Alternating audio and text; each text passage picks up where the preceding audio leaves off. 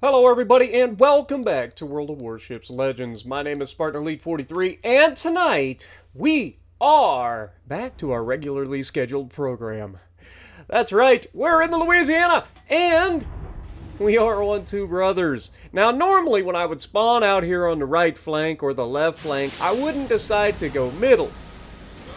But I was in Louisiana and I know how strong this ship is when it goes middle, so I was like, screw it. What could possibly go wrong abandoning my flank?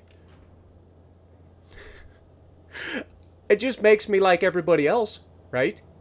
But no. This is one of those rare times where I am going to abandon my flank just for the memes. After all, I am an entertainer. That's what I do, right? And so that's what I'm going to try to do. Now, what you're going to see is what can only be described as the weirdest fight we've had in a while. Both teams played this map so incredibly strange. Let's just put it that way. But yeah, we're going to put ourselves in the middle. Why are we putting ourselves in the middle? Because the Louisiana is incredibly strong. You can protect yourself relatively well from the carrier, which is one thing. You've got ridiculous AA, which means the carrier trying to fly anywhere on this map is going to be struggling to get anywhere near your team, because your planes are going to shred things, or your AA is going to shred the planes. And remember, I run AA module in the slot 1 for my American battleships at like tier 7 and above. So, yeah, anytime that you have that, planes are going to have a bad day, because the American battleships have some of the best AA in the game, and the battle carrier has even better AA. It's absurd. But I want you guys to pay attention to a couple things in this match, and that is paying attention to why I'm doing what I'm doing. Now, obviously, I'm going to explain it to you, but I'm also going to show you guys why you don't just YOLO straight out the other side, first of all. Second of all, how there's more that goes into me doing a video like this than just going up middle and YOLOing and saying, what could go wrong, right? Like, I do actually pay attention, because at the end of the day, I can't really get a video if it's not an interesting one, right? And I promise this one's gonna be interesting, folks. This one is definitely gonna be interesting. But as we push into the middle, you'll notice 3 people are spotted on the right flank. Now, those 3 people, one of them is a Stalingrad. You can see he's thinking about sitting here behind the island. By slowing down, he's gonna try to get here. Now, he's got great AA, so I probably lose a plane or 2 on my way here. But what I'm actually trying to do, not necessarily land torpedoes on the man, but scare him out from behind that rock. If he stays bow in at that range, he can be a problem for my team. So what I need to do is put the torpedoes in such a way that he's forced to go forward. And that's exactly what happens. Because we put the torps to where he was slowing down and potentially going to reverse, he ends up charging forward. Now he's in no man's land. And our entire team is just sitting in my spawn. I don't get it either, folks. I really don't. I don't understand what they're doing. But I'm not about to YOLO around the corner, because I know there's a Schlieffen here. As the Stalingrad gets radared by our friendly teammate, the Stalingrad also radars us, which is not ideal. Or maybe he radared us without being radared. I don't know.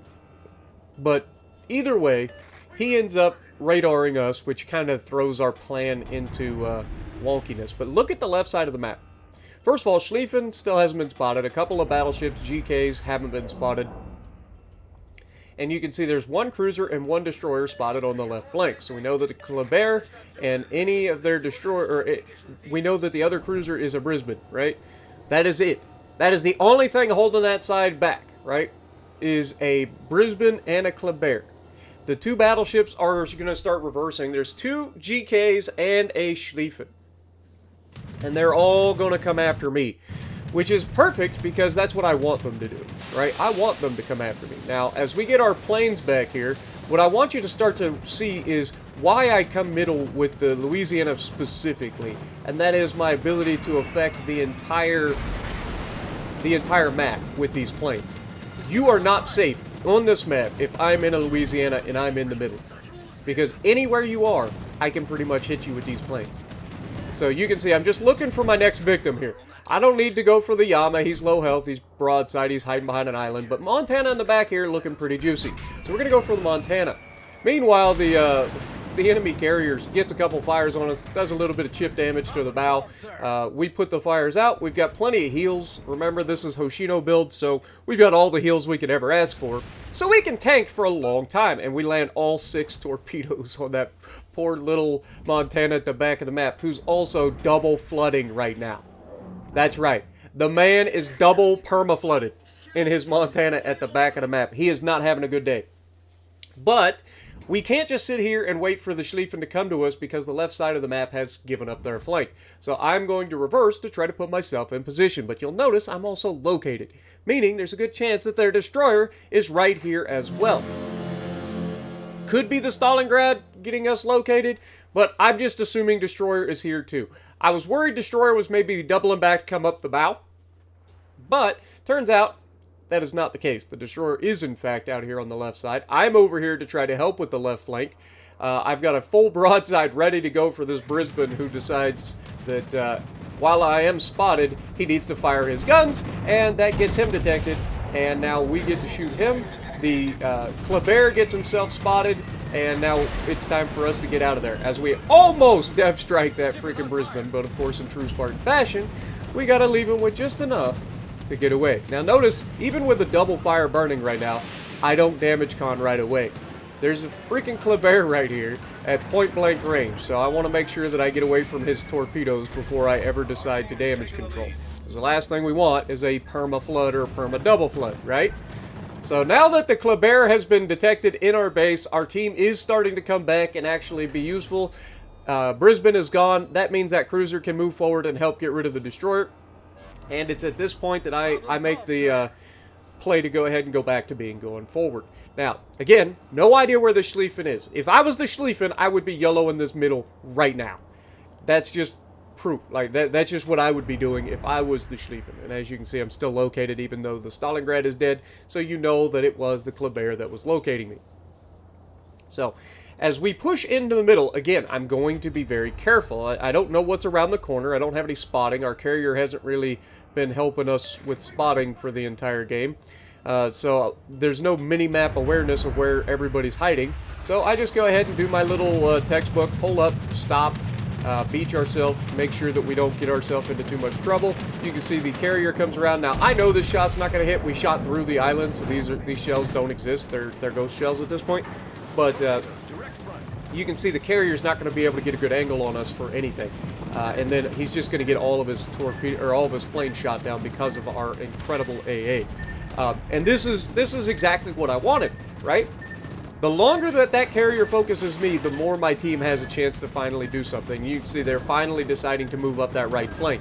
And now that the Grosse Kurfürst are coming over to help that right flank, now is my opportunity to push forward and deal with the Grosse Kurfürst. So now we have a broadside Grosse Kurfürst, 9.5 kilometers. I've got these planes ready to go, trying to get them sighted in. Again, hard to miss a ship like the Grosse Kurfürst with these planes. You get 6 torpedoes, like, I'm gonna hit them with a couple. I may not hit all of them every time, but I'm gonna hit most of them most of the time.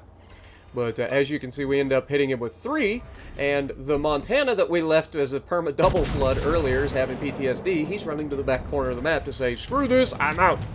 So we take a shot at him just to kind of make sure that he remembers us. We get a good shot into the superstructure. We've put up 120,000 damage. We've only gotten 2 floods with the torpedoes, despite having 9 torpedo hits. The carrier comes in again with the worst drop you've ever seen in your life. We're going to go ahead and take another shot at the Montana here. Just trying to keep him out of there. There's no reason for him. You can see the Schlieffen is starting to think about coming after us. And so we're not going to be stupid. We're going to use the island to protect us from the Schlieffen's torpedo angles. You can see there is an unknown battleship coming up behind us. It turns out this was a friendly teammate that was AFK for the first like 3 minutes and came back just in time to come in the middle and help me out here. But yeah, we're gonna farm these guys. There's nothing they can do. We got broadside Grosse Kurfürst on the right. We got the Schlieffen on the left. I'm about to get my planes back again, and this is why this is so ridiculous, is because I not only have a ridiculous reload time with the Hoshino build and the more damage that I do, but I'm getting clear skies. I'm actively just trolling the enemy team everywhere on the map, and we are farming them hardcore.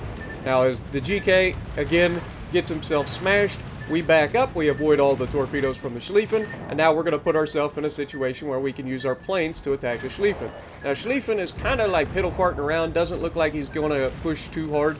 He's just kind of sitting there, and you can see there are planes off to the left side that are attacking him from the carrier, and he's not having a good day. But we go ahead and put our planes out there as well. And as we put those planes out, we're also going to come around the corner. Now, one thing to remember about the Schlieffen is it does have that extended belt, and that extended belt is very nasty. And so I fired the guns a little bit too early. We end up ricocheting 2 of the 3 shells that we hit the target with. That extended belt is nasty. I know about it, and I still goofed it up. But this Schlieffen has shown absolutely no ability to think and breathe at the same time for the entire match. So we're not scared of him at all. We know he already torped, so we're just going to move up. And we're going to take our next shot at the carrier as the ultimate disrespect to the enemy Schlieffen here, and then just wait for our teammates to hopefully finish him off. And then the midway gets absolutely clapped with with a triple citadel from hell. You gotta love it, giving us 229,000 damage.